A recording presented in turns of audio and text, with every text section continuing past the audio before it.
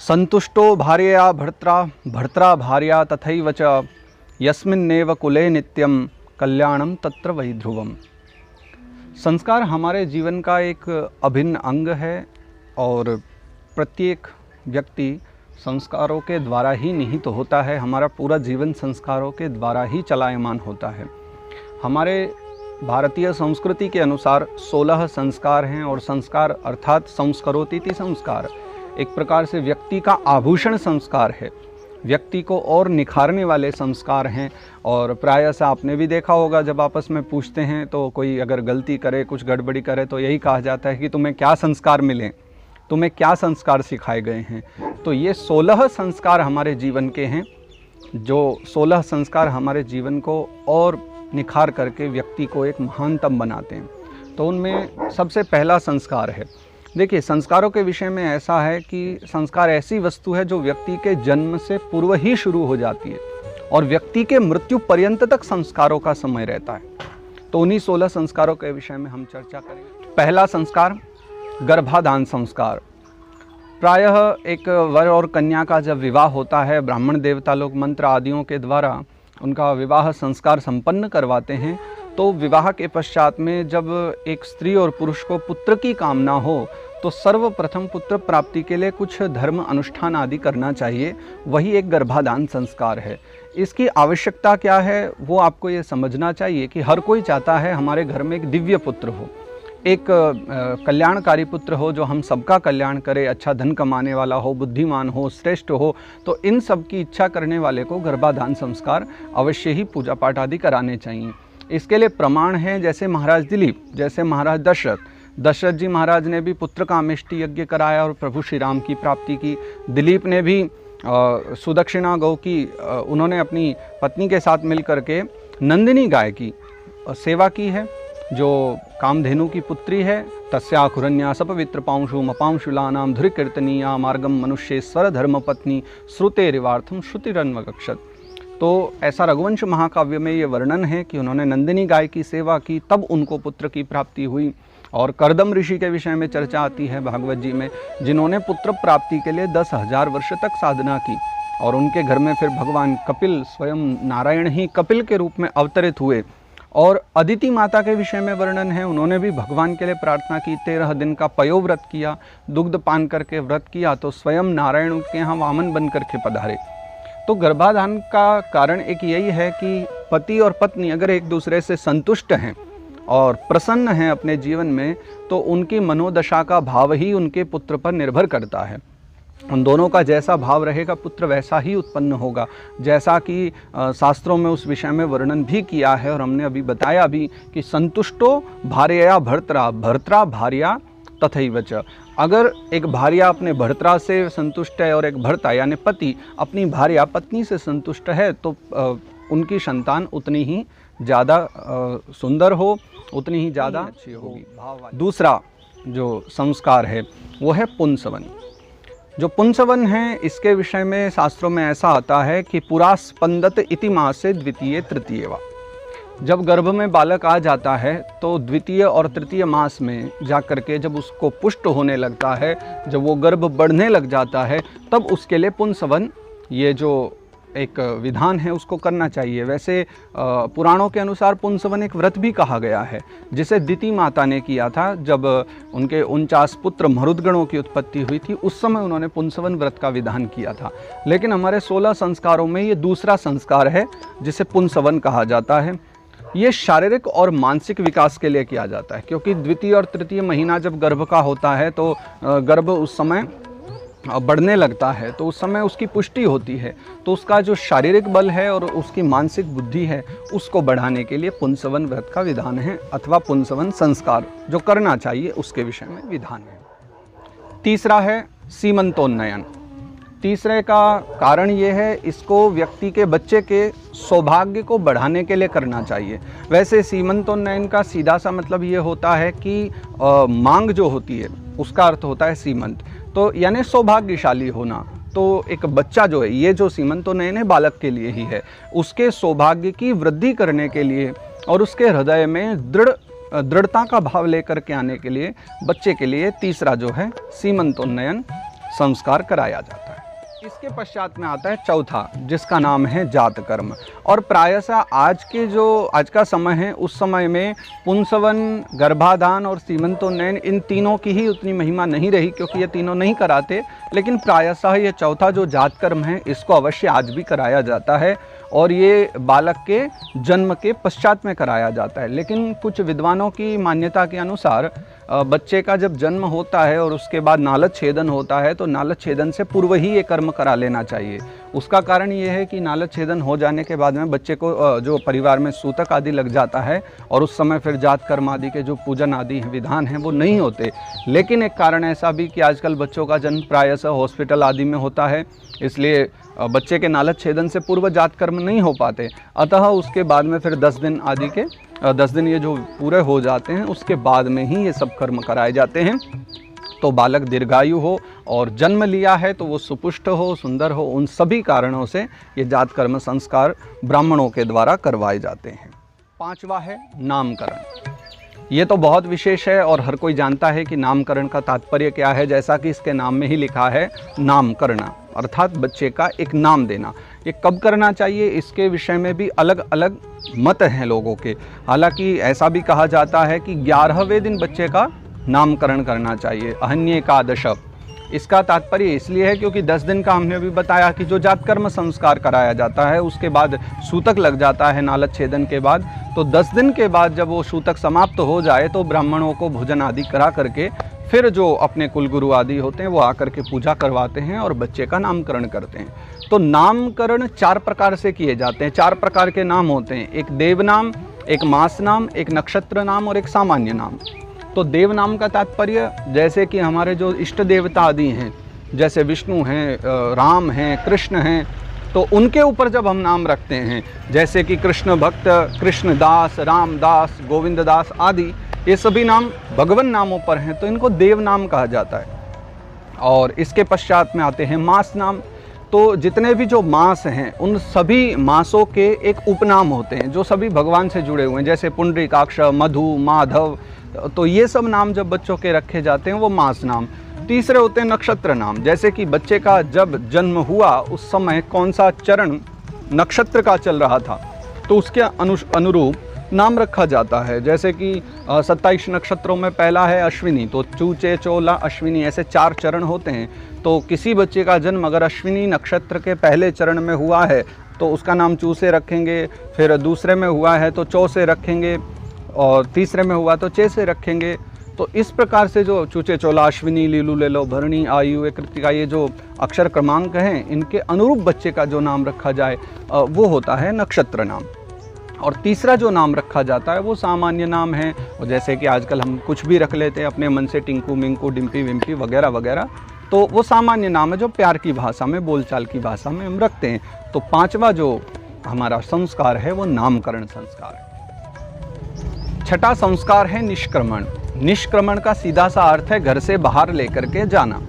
ये कब और क्यों मनाया जाता है कि बच्चा जब पहली बार घर से बाहर निकल रहा है, भूमि पर पांव रख रहा है, तो उस समय वो दुनिया देखने के लिए बाहर जा रहा है। तो इसलिए उस समय गणपति पूजन आदि करा करके, देखिए गणपति पूजन और पुण्यावाचन, स्वस्ति वाचन, ये सभी संस्कारों में कराए जाते हैं। उससे इतर कुछ विशेष होते हैं तो वो बहुत विस्तृत है, लेकिन जिनको कराना है वो कराया करते हैं। ब्राह्मण देवता लोग सब वो जानते हैं विधि विधान। तो निष्क्रमण जो 6वां संस्कार है, इसमें बच्चा बाहर जाता है घर से, और जब बाहर निकलता है तो उसका विधान ये है कि जन्म से 4थे या 5वें मास में निष्क्रमण होता है। लेकिन कुछ लोग जब नामकरण करवाते हैं तो नामकरण के साथ ही निष्क्रमण करवाते हैं, और बालक जातक सबसे पहले घर से बाहर निकल करके वो ये पूजन पाठ आदि करके निष्क्रमण संस्कार को संपन्न करता है। 7वां संस्कार है अन्नप्राशन। प्राणो वै अन्नम, ऐसा तो सभी हमारे वेद आदि कहते हैं कि अन्न ही प्राण है, और अन्न के द्वारा ही ये सारी सृष्टि चलती है। बालक जब जन्म लेता है, प्रारंभ में कुछ समय तक माँ के दूध पर ही निर्भर रहता है, लेकिन जैसे जैसे दांत उगते हैं और फिर उसको अन्न की शरीर को आवश्यकता होती है, तो सबसे पुष्ट करने वाला तो अन्न ही है। और अन्न की महिमा को देखते हुए सर्वप्रथम अन्न की ही पूजा है, क्योंकि अन्न ही ब्रह्म रूप है। अतः अन्नप्राशन अर्थात प्रथम बार जब बच्चे को अन्न खिलाया जाता है तो उस समय का जो संस्कार है उसे अन्नप्राशन कहते हैं। इस समय ब्राह्मण देवतागण सभी पूजा आदि करके बालक के मुख में घी मधु आदि के द्वारा सर्वप्रथम उसको पुष्ट करते हैं और उसके बाद उसको अन्न खिलाया जाता है। तो जिसमें खीर आदि, हलवा पूरी आदि जो भी आजकल बनाते हैं सब पदार्थ बना करके वो बच्चे के सामने रखते हैं। उस स्वेच्छा से कुछ भी ग्रहण करता है तो उस समय अन्नप्राशन का ये जो संस्कार है इसको संपन्न कराया जाता है। 8वां जो संस्कार है वो है चूड़ाकर्म। चूड़ाकर्म का अर्थात होता है, सीधा सा अर्थ बता दें तो चूड़ाकर्म का अर्थ है मुंडन संस्कार। बालक जब 1 वर्ष का हो जाता है, 1 वर्ष का हो जाए तो जन्मजात बालक के सर पर थोड़े बहुत बाल आते हैं। तो 1 वर्ष का जब बालक हो जाता है तो उसकी जो मस्तिष्क है, ये आप समझते ही होंगे, बालों से बहुत गहरा प्रभाव होता है सर पर। तो इसके वैज्ञानिक कारण भी पाए गए हैं, इसलिए बच्चे के जन्म के बाद उसका मुंडन कराते हैं। तो प्रायः उसका विधान 1 वर्ष के बाद है, कुछ लोग 3 वर्ष के बाद भी कराते हैं, किंतु 1 वर्ष के बाद इसका कम से कम समय है। उसके पश्चात में बालक का जो बौद्धिक विकास है उसके लिए चूड़ाकर्म संस्कार करवा लेना चाहिए। 9वां जो संस्कार है वो है कर्णवेद, अर्थात जो कर्ण छेदन होते हैं, कानों में पहनाए जाते हैं, कर्णों में छेद किए जाते हैं।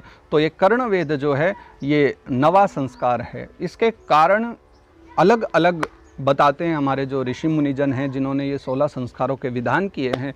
तो बताते हैं इसका पहला कारण तो है कि बच्चे के अंदर रक्षा का विश्वास जगता है। जो कर्णेंद्रिय हैं उनमें श्रवण शक्ति भी बढ़ती है। और तीसरी एक बात ऐसी भी बताई गई है शास्त्रों में कि इसके द्वारा ग्रह बाधा का भी विनाश होता है। जो बालक पर जन्म के साथ ही अगर कुछ ग्रह बाधाएं हों, सामान्य सी ग्रह बाधाएं, तो कर्णवेद संस्कार के पश्चात में बालक की वो बाधाओं की भी समाप्ति होती है। तो 9वां जो संस्कार है वो कर्णवेद के रूप में है। तो हमारे जीवन का जो 10वां संस्कार है वो है उपनयन, और ये हमारे जीवन का एक बहुत ही अभिन्न अंग है और बहुत विशेष अंग है।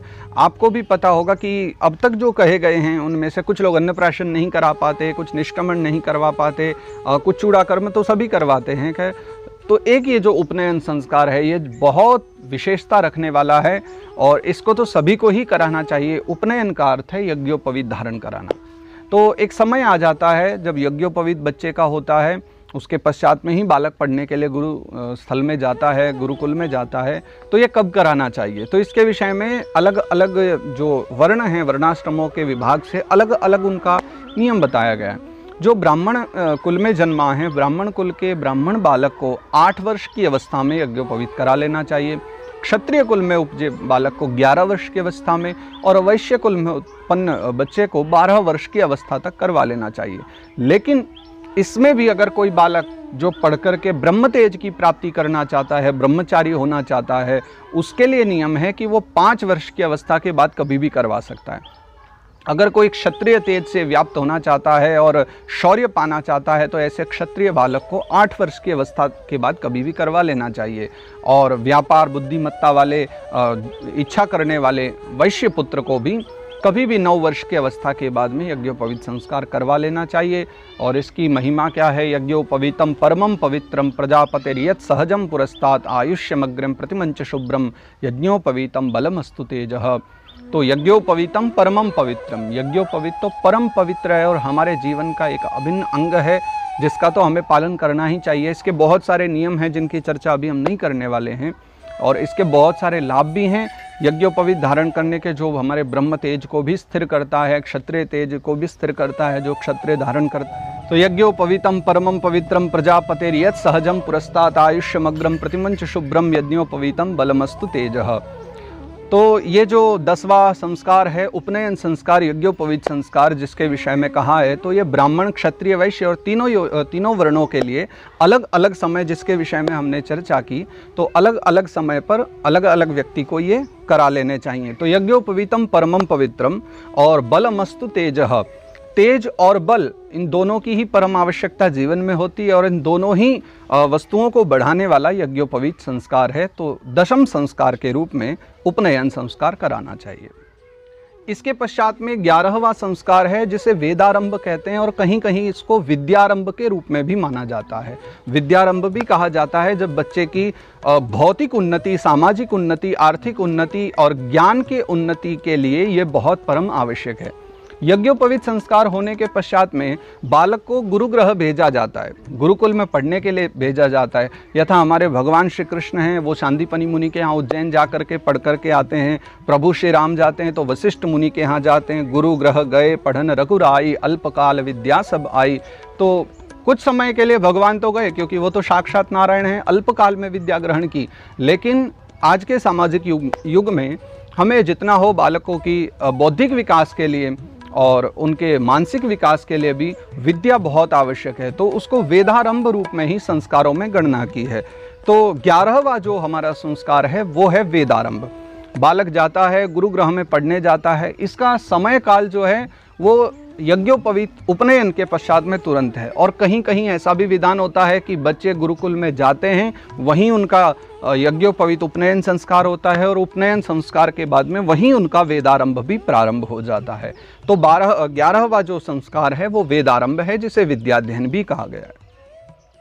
12वां संस्कार आता है समावर्तन संस्कार। वैसे देखा जाए तो ये कुछ चूड़ाकर्म संस्कार के जैसा ही है, लेकिन उससे भिन्न है थोड़ा सा। जैसे चूड़ाकर्म में 1 वर्ष का हो चुका जो बालक है उसका मुंडन संस्कार कराया जाता है, तो बिल्कुल जो समावर्तन है वो भी इसके समान ही है। इसको आप केशांत संस्कार भी कह सकते हो। लेकिन इसमें विभिन्नता इतनी है, बालक के मात्र सिर के बाल मुंडवाए जाते हैं, लेकिन विद्याध्ययन होने के बाद जो ब्रह्मचारी रूप धारण करके विद्याध्ययन करते हैं तो पढ़ाई के समय में क्षौर कर्म आदि उस समय सब निषिद्ध हो जाते हैं। तो विद्याध्ययन के पश्चात एक बार केशांत होता है, समावर्तन जिसे कहते हैं, तो उस समय पूरी तरह मुंडन संस्कार होते हैं, दाढ़ी मूछ आदि भी उस समय में सभी क्षौर करवा लेते हैं। तो ये समावर्तन संस्कार जो है 12वां संस्कार है। और उसके पश्चात में 13वां संस्कार आता है जिसे विवाह संस्कार कहते हैं। और विवाह संस्कार हमारे जीवन का एक बहुत ही विशेष संस्कार है, क्योंकि इसके द्वारा अनेक प्रकार के कल्याण होते हैं, अनेक प्रकार के धर्म अधर्म आदि का निर्णय होता है। गृहस्थ धर्म का पालन करने का एक लाभ ये भी है कि हमारे संसार में जितने भी अन्य धर्म हैं उन सब का पालन भी गृहस्थ धर्म ही करता है। अगर किसी ने ब्रह्मचर्य धारण किया है तो वो भिक्षा मांगने के लिए गृहस्थ के द्वार पर ही जाएगा। अगर कोई संन्यास धारण करने वाला है तो वो भी भिक्षा मांगने के लिए एक गृहस्थ के घर पर ही जाएगा। अतः जितने भी ये आश्रम हैं, जो स्थान हैं, ब्रह्मचर्य आश्रम है, गृहस्थ आश्रम है, वानप्रस्थ है और संन्यास है, इन 4 आश्रमों में भी गृहस्थ आश्रम की महिमा सबसे अधिक है, क्योंकि वो इन बाकी के जो 4 आश्रम है वो स्वयं का तो पालन करेगा ही, अन्य जो 3 आश्रम हैं उनका पालन करने की जिम्मेवारी भी गृहस्थ पर ही होती है। और विश्व का जो सृष्टि क्रम है उसको समुचित रूप से चलाते रहना, उसको भी संतुलित रखना, ये भी गृहस्थाश्रम के ऊपर ही निर्भर करता है। और पुत्र उत्पत्ति आदि और आए हुए घर में अतिथि आदि, साधु संतों आदि का पालन करने का कार्य भी गृहस्थाश्रम भी करता है। ये कब प्रारंभ होना चाहिए, यानी जो विवाह संस्कार है इसका समय काल क्या है, तो हमारे शास्त्रों के अनुसार जैसे हारि स्मृति, अत्रि स्मृति, मनुस्मृति आदि हैं और अन्य जो ग्रंथ हैं, याज्ञवल्क्य स्मृति आदि हैं, उनमें कहीं तो विवाह का 16 वर्ष का समय निर्धारित है, कहीं 18 और कहीं 21 के विषय में भी कहा गया है कि इतने वर्ष के पश्चात में विवाह कर लेना चाहिए। लेकिन जैसा कि हमारे भारतवर्ष में कानून के द्वारा भी एक कानून पारित है और ये नियम बनाया गया है कि 18 वर्ष के पश्चात में ही विवाह करना चाहिए, तो इसलिए इस विषय में हमें ज़्यादा नहीं सोचना चाहिए। 18 के बाद जब भी आवश्यकता पड़े और जब आप चाहें तो उस समय ये विवाह संपन्न करा सकते हैं और इस संस्कार को मना सकते हैं। तो ये 13वां संस्कार है, विवाह संस्कार। इसके पश्चात आता है 14वां संस्कार, जिसका नाम है अवस्थ्याधान संस्कार। अवस्थ्याधान का अर्थ ये होता है कि जब विवाह करके एक व्यक्ति गृहस्थाश्रम में प्रवेश पा जाता है और वो गृहस्थ बन जाता है, तो उसके पश्चात में उसके ऊपर बहुत सारी जिम्मेदारियां, बहुत सारे नियम लागू हो जाते हैं। नित्य प्रति के होम, नैमित्तिक हवन आदि प्रारंभ करने पड़ते हैं। तो उसके लिए उनको जो नित्य अग्नि आदि करनी पड़ती है, अग्नि का सेवन करना पड़ता है, हवन आदि करने पड़ते हैं, नित्य होम करने पड़ते हैं। तो एक कुंड का निर्माण करते हैं उस समय, तो उसी को अवस्थ्याधान कहते हैं। तो ये 14वां संस्कार है। इसके पश्चात में 15वां संस्कार आता है और इस 15वें संस्कार को हम श्रोताधान कहते हैं। आप इस प्रकार समझ सकते हैं कि गृहस्थ आश्रम को पालन करते करते जब हम इसके पश्चात वानप्रस्थ आश्रम की ओर प्रवेश करते हैं तब श्रोताधान प्रारंभ होता है। इसमें करना क्या होता है, इसमें 3 प्रकार के जो अग्नि के स्वरूप हैं, उन 3 प्रकार की अग्नि के स्वरूप को हम एकत्र करके अर्थात अग्नि संग्रह करके एक दिव्य कुंड का निर्माण करते हैं एक बड़े यज्ञ करने के लिए, जिसमें नित्य और नैमित्तिक दोनों प्रकार के हवन करते हैं। ये तो आप जानते ही होंगे, नित्य का तात्पर्य होता है जो हम नित्य करते हैं बिना किसी इच्छा के, मात्र समाज कल्याण की भावना से, जीव कल्याण की भावना से जो यज्ञ किए जाते हैं वो नित्य कहलाते हैं। और जो किसी निमित्त से किए जाते हैं, किसी न किसी लाभ की प्राप्ति के लिए किए जाते हैं, कुछ कारणवश किए जाते हैं, ऐसे यज्ञों को हम नैमित्तिक कहते हैं। तो नित्य और नैमित्तिक दोनों प्रकार के यज्ञों को करने के लिए घर में एक बड़ा यज्ञ कुंड का निर्माण किया जाता है, जिसमें अग्नित्रय का संग्रह होता है। तो गार्हपत्य, आवाहनीय और दक्षिणाग्नि 3 प्रकार की जो अग्नि है, उन तीनों अग्नियों का समावेश करके एक कुंड में हम समाविष्ट करते हैं और बड़े कुंड का निर्माण करते हैं। ये श्रोताधान संस्कार है, जो कि हमारा जो तीसरा आश्रम आता है वानप्रस्थाश्रम में जाकर के इसका विधान किया जाता है। इसके पश्चात में ये जो 15वां था श्रोताधान, इसके पश्चात में 16वां संस्कार है और जो अंतिम संस्कार है। जैसे बालक के जन्म से पूर्व ही 2 संस्कार हो जाते हैं, एक गर्भाधान और एक पुंसवन, ठीक उसी प्रकार व्यक्ति के जीवन के पश्चात अर्थात व्यक्ति की मृत्यु के पश्चात भी एक संस्कार और शेष रह जाता है। पहला और दूसरा जो संस्कार है वो माता पिता ही करवाते हैं, गर्भाधान और पुंसवन। और जो हमारा अंतिम संस्कार है वो हमारे पुत्र के हाथों में होता है, क्योंकि व्यक्ति उस समय वहाँ पर विराजमान होता ही नहीं है। वो अपने जीवन में 15वें संस्कार तक दर्शन कर पाता है और उसकी मृत्यु के पश्चात उसका जो अंतिम संस्कार किया जाता है, वैसे उसको अंत्येष्टि कहा जाता है, अंत्येष्टि संस्कार। किंतु वो अंतिम है, इसलिए प्रायः उसको अंतिम संस्कार के नाम से ही जाना जाता है। और ये मात्र मृतात्मा की शांति के लिए कराया जाता है। समय इसका निश्चित ही है, क्योंकि कोई जानता नहीं है मृत्यु कब आने वाली है, मृत्यु की घड़ी क्या है, मृत्यु का समय क्या है, उसका कोई विधान नहीं है। अतः जब भी व्यक्ति की मृत्यु हो जाए, जो बड़े बड़े ऋषिजन हुए हैं जिनको अपनी मृत्यु का पहले भान हुआ है, उन्होंने तो अपने लिए जाने से पूर्व ही कुछ न कुछ विधि विधान कर लिए, कुछ धर्म आदि कर लिए जिनसे उनका कल्याण हो। किंतु प्रायः एक स्वाभाविक रूप में व्यक्ति नहीं जानता मृत्यु कब आएगी। अतः उसी के लिए भगवान ने ये ऋषि मुनियों ने विधान किया है कि उसके जाने के पश्चात में अंत्येष्टि क्रिया कराई जाती है। अंतिम संस्कार है, ये भी ब्राह्मण देवता आदि करवाते हैं। और इसके पश्चात में ब्राह्मण भोज आदि होते हैं, गायत्री जप होते हैं और गीता पाठ आदि होते हैं, जो गजेंद्र मोक्ष पाठ होते हैं, जिनके द्वारा जो मृतात्मा हैं उसको शांति मिलती है। तो हमारे सनातन धर्म ने व्यक्ति के जीवन के लिए ये 16 संस्कारों का विधान किया है। एक एक संस्कार अपनी महिमा गरिमा को लेकर है, उसके अपने अपने लाभ हैं, अपने अपने कर्म हैं। और वो 16 संस्कार कब कराने चाहिए और क्यों कराने चाहिए, उनके करने के क्या लाभ हैं, उसी विषय में हम सभी ने अभी चर्चा की है। तो हर एक सनातनी व्यक्ति, हर एक हिंदू व्यक्ति को अपने 16 संस्कारों के विषय में ज्ञान होना ज़रूरी है। अतः आप ये सुने और उसके पश्चात में अपने सभी जानकारों को ये सुनाएं, शब तक ये शेयर करें और ये पहुंचाएं, ताकि हर एक हिंदू, हर एक सनातनी व्यक्ति अपने धर्म के विषय में अधिक से अधिक जाने। और इसी के साथ सबको जय श्री राधे, पुनः मिलेंगे।